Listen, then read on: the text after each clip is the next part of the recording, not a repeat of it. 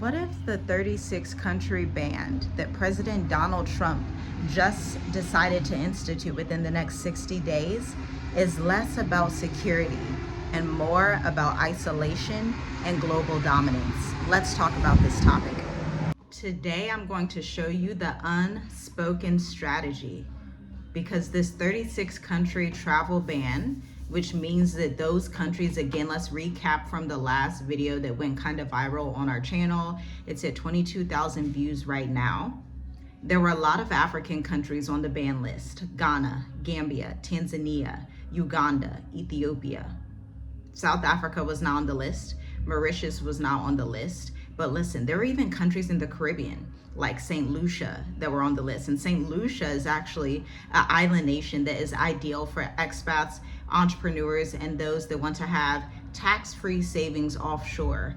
But it looks like this administration that is in the United States does not want you to have freedom.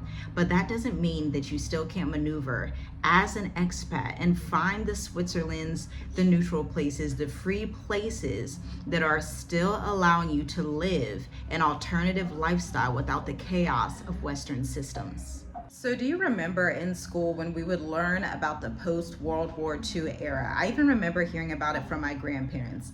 America was the dominating society. And although they were a part of World War II, they were not directly involved. But coming out of it, especially post-1945, there was this new nation called Israel that was now a thing. America was basically the dominant place on the entire planet. And so we had this system where America has been king for decades, okay? But this change that we are seeing right now is less about that World War II era, less about partnerships and strategy, and more about the Western society trying to still stay alive, because right now it's been crippled.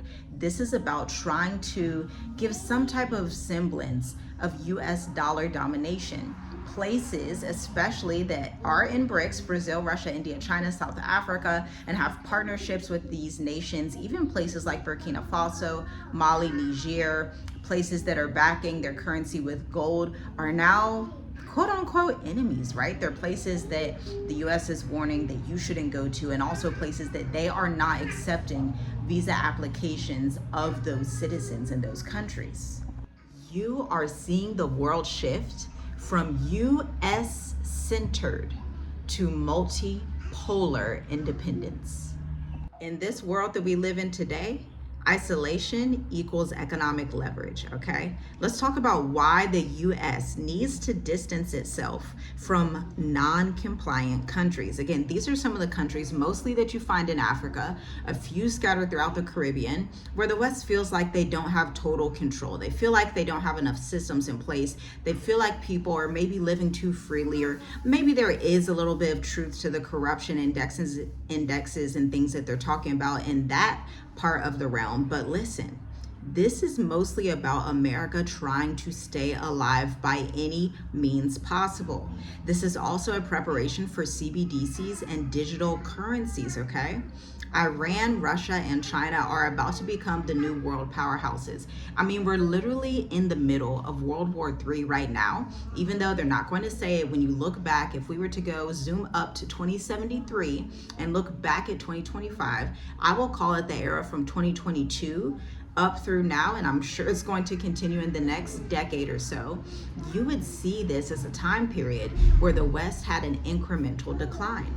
And listen, these bans and visa limitations, they function as silent economic signals discouraging travel, business, influence, and alignment. America's real fear is not just about losing the dollar's dominance, but about losing influence. I mean, think about this. I'm in marketing. By the way, this is a great time to do a quick plug into Black Educators Amplified, our now 12-week incubator, which takes you from new entrepreneur, corporate dropout to someone, a CEO who is able to market their expertise and sell efficiently online. Check it out at the link in the description. Weeks 1 and 2, we cover the 20-question framework. 3 and 4, we write your website copy with you and for you. 5 and 6, you learn video and email marketing strategies that has grown our channel and enabled us to get a premium digital nomad entrepreneur visa. 7 and 8 is your 3 to 6 month marketing strategy created by us and you.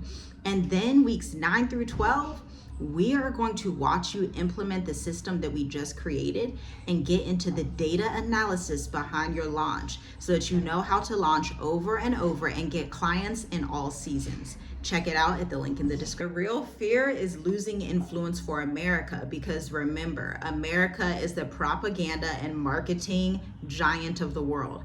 America, although they did not have a whole lot of natural resources, they did not have an ancient kingdom, they didn't have any of those things coming out of World War II, certainly not in 1776, but what they did have was this propaganda machine. They could get out the word and influence so many nations to basically be mesmerized. There's almost like a spell where you had every single nation on the face of this planet wanting to be American, wanting to go to America. As that mindset is slowly stripped away, not only is dollar dominance declining, but the overall influence that the West has had for so long is also declining right along with the dollar. Now we need to talk about what expats must prepare for as these changes are happening right here in real time. Okay, this is also a great time to lightly discuss the state of the diaspora, the 8th edition. This is where we break down what expat entrepreneurs, international investors, international families that want an alternative lifestyle outside of America need to do, okay? Number 1, let's talk about geopolitical discernment. You want to know which nations are going to be stable, quiet, and neutral. This is for the safety of your family. Again, you are talking to someone, I'm talking to you, and just so you know, I'm a wife, a mom, entrepreneur of 5 children. So the first thing that always comes into my husband and I's head is safety, okay? Safety over culture. Every day, safety over culture, because at the end of the day, the ideal is that you would still be alive, that you would still be functional, you would still be in your right mind, you would not get some type of trauma while you're outside of the West. And so you want to be somewhere that is neutral. This is also how you avoid a lot of corruption, bribery schemes, because as people start to like America less and less, you can bet that US citizens, depending on which country you're in, are going to also be treated accordingly. Now, number 2, let's talk about financial relocation. This is where you want to have certain bank accounts like Charles Schwab, Wise, SoFi, your Wells Fargo, your Chase. You can still keep them open. That's cool as well. But when you are traveling across borders, you do not want those ATM fees, okay? You don't want to pay $11 per transaction, $12 per transaction. You don't want to get flagged in the fraud system because you're abroad and you forgot to call the bank. Do yourself a favor, have digital nomad friendly accounts for your business accounts, for your personal accounts, and for your saving accounts. You are now an international expat. You are an international CEO. You need to move like it and act like it as well. Number 3, you need to preference local communities over online noise. This is not the era where you want to be in the most popular locations, where you want to be seen a little bit too much. You want to be in quiet countries. This is why we live in Mauritius, Africa. It's a low-key, quiet country. People just put their head down and they work. They put their head down and build their marriage, build their families. This is where heavy players go to just sit quietly and do what needs to be done for the next generation. You should be looking for countries that follow that same tune, because if there's too much drama and instability, that makes that country a magnet for chaos. And I'd hate to break it to you, but some of the 54 nations in Africa are going to be magnets for some of this chaos, as you can see. Number 4, paperwork readiness. I'm talking citizenship. I'm talking residence permits. I'm talking digital nomad visas. I'm talking about innovative business plans, go-to-market strategies, paperwork that sets you up so that when these countries see you, they say, come in with a smiling face instead of repelling you.